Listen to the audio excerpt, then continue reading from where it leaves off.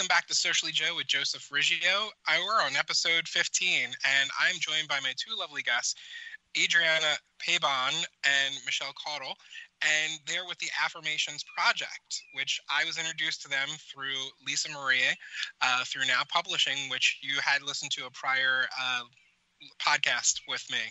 So with that, I'm going to turn it over to my guests. So I'm going to call your name out and then briefly introduce yourself, and we'll go from there.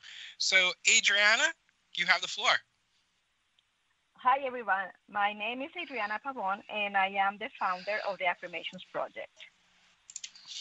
Okay, Michelle? Hey, guys. My name is Michelle Caudle. Thank you so much for having us. I am the vice president of the Affirmations Project. Great.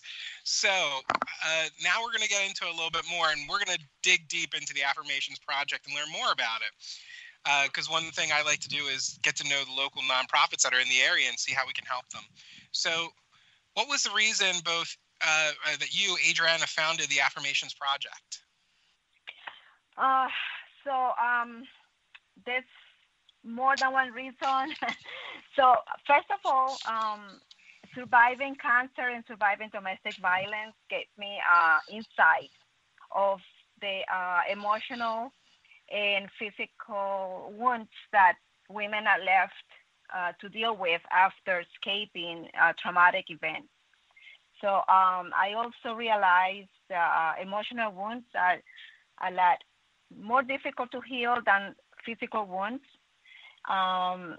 So I met a lot of women who have been dealing with loss of self-esteem, loss of self-confidence. They didn't feel pretty enough. They didn't feel worthy because they have been told for so many years that they were not good enough or pretty enough, and they just believe those lies. And that has a lot of repercussions, a lot of depression, a lot of emotional issues. So I just wanted to remind women that we are beautiful regardless of the scars that we have in our bodies, and that we are beautiful, smart, and capable regardless of what anybody else is telling us. As long as we believe in ourselves, and as long as we know we're worthy, we are capable of doing and overcoming anything that we want to. Nice. So, Michelle, how did you come to join Adrianna at this nonprofit foundation? Well, we had a connection through a couple other nonprofits in the area, and she was looking for another photographer to join their team with the Affirmations Project, and this was right at the beginning when she was kind of putting everything together back in 2016. And so I joined along as a photographer, and it's kind of a funny story. The first actually, we had the first gala and everything went off without a hitch. It was wonderful. But at that point, we hadn't yet formed like a board or, the highest level of, vice president, and all that stuff. So the second year that we went into our gala, we had some issues. And unfortunately, Adrianna couldn't be there at the moment. So I stepped in, and we kind of forged this awesome friendship through all of the through that whole experience. And at that point, then we kind of formed our board members, and everything has been, awesome with our relationship since then.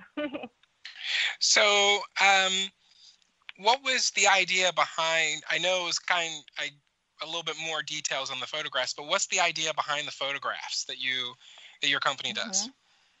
So the idea behind the photographs is the name of the organization is the Affirmations Project, and the reason why I named it the Affirmations Project is because we want to remind women of what we're worth.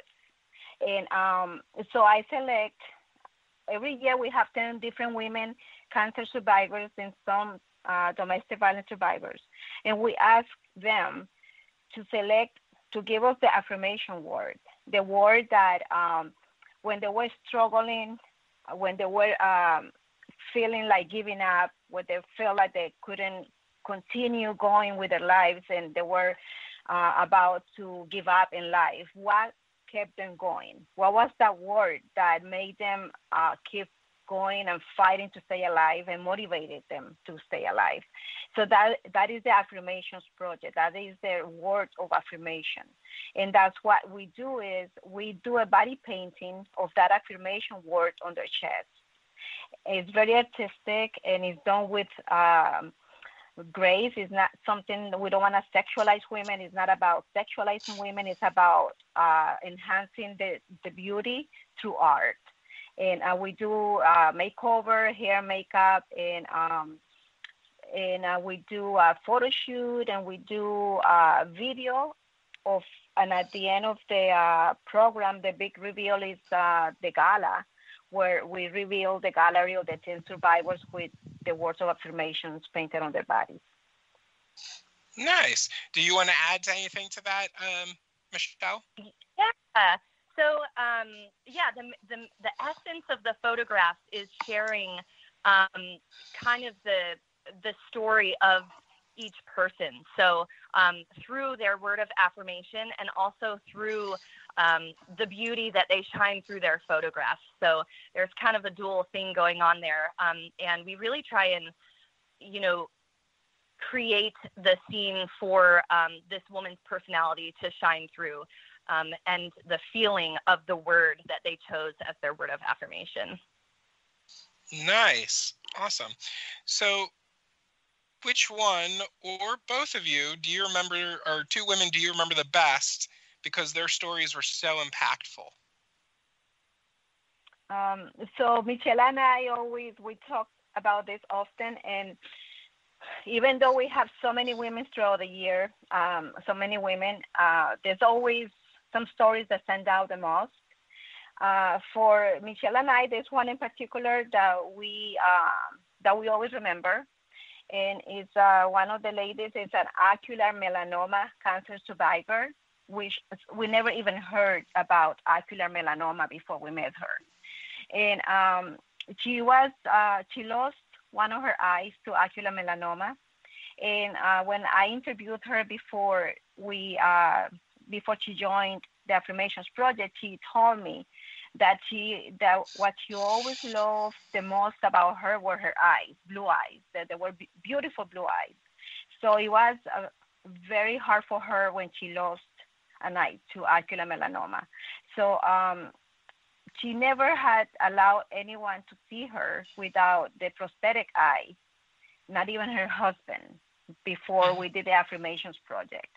And then the day of the Affirmations Project, was the first time that she took out her prosthetic eye in front of anyone, because she felt empowered by everybody else who was there. There's a lot of survivors that do not have, like myself, I lost my breast to cancer, and I wasn't able to have reconstructive surgery. And there's other women that do not have breasts or have one breast, and a lot of women that have a lot of scars. So when she saw everyone feel walking around and without shame of their scars, she felt empowered to do that. So I always remember her. Michelle also can tell you more about what she told her when she was doing her photo shoot. Yeah. No, I was just going to say, go ahead, Michelle. Your turn. So I really will never forget this moment. Typically before we do our little photo session together, I'll sit down with each woman and ask them why they chose this word of affirmation, ask them their backstory, and just, get to know them a little bit.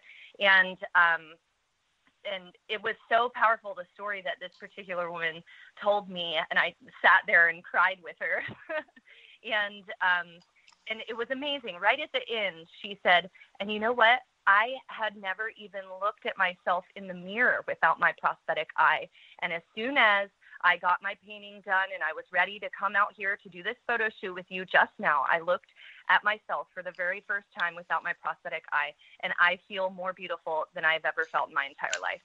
And we have countless numbers of women whose confidence has just really shot up, and through the whole process, the healing process is just so wonderful to watch. And now we have women tell us they feel beautiful again and they see themselves in a different way again. And that's one of the most amazing things about this whole project.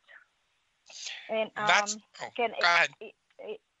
So if I want to add, there was, so we also have another participant, well, more than one, that specifically there's one who told me that she had not allowed anyone to take a picture of her for 5 years because she didn't feel pretty, because she felt ugly, because her body had changed, her image has changed after cancer, the chemotherapy, the radiation took a toll on her.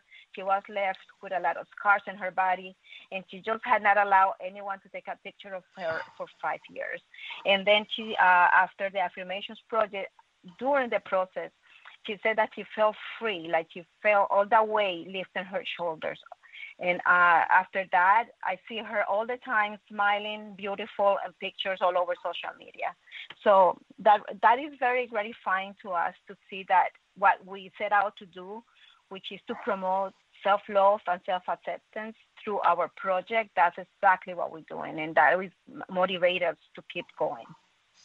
And I think that's very inspirational because obviously, let's just say you are a person that has not had any of these type of instances, and you basically look in the mirror, you can almost feel like you're not attractive, you're not anything, and they have insecurities. But what goes through the mind of people that have been through more traumatic things, and now they're looking at a different point of view that we didn't even look before? Exactly, yes. Especially also when it comes to domestic violence survivors. So for cancer survivors, there's also a lot of emotional healing to do after surviving cancer because it's a traumatic event. You are told basically that you might die. So is the traumatic emotional aspect of the cancer surviving is big, but domestic violence survivors, we can spend many years with someone telling us how stupid we are or how ugly we are or how we will never be able to find anyone to love us if we leave this person because we are not pretty or we just got old. So this Affirmations project has helped a lot of domestic violence survivors with that aspect as well. They had told us how this has helped them see that what they were being told all this time was not the truth. And they seeing themselves again as who they truly are, capable, beautiful, and they can be resilient and they can do whatever their minds to do.